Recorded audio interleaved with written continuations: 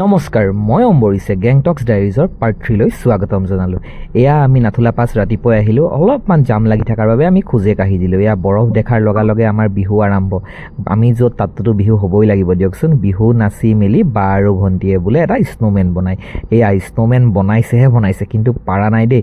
Snowmen বনাই থাকোঁতে কি হ'ল গম পায়নে, একদম লাইভ স্ন' পৰি গ'ল, বৰফ পৰিছে আৰু আমাৰ য'জ পূৰা আৰম্ভ। এয়া তেনেকৈ য'জ দেখাই আমি ওলালোঁ বাবা হৰভজন সিং মন্দিৰ চাবলৈ। বাবা হৰভজন সিঙকতো সকলোৱে গমেই পায়, তেওঁ মৃত্যুৰ পাছতো দেশৰ বাবে যুঁজি আছে। তো গতিকে তেখেতৰ মন্দিৰ চাবলৈ আমি গ'লোঁ। এয়া তেখেতৰ বেডৰুম। তো বেডৰুম ভাগত সোমাই ইমানেই ভাল লাগিলে দেই, মন প্ৰাণ একদম আমাৰ ভাল লাগি গ'ল। আমি সকলোৱে মানে তেখেতক আমি ইয়াৰ পৰা সেৱা জনালোঁ আৰু ওলাই আহি আমি ইয়াত চুপ খালোঁ। চুপ খাই একদম আমাৰ গাটো ঠাণ্ডা পৰি গ'ল আৰু ভাল লাগিলে চুপখিনি খাই। ওলাই মেলি আহি আমি ৰাস্তাত অকণমান ফূৰ্তি কৰিছোঁ, নাচিছোঁ মেলিছোঁ।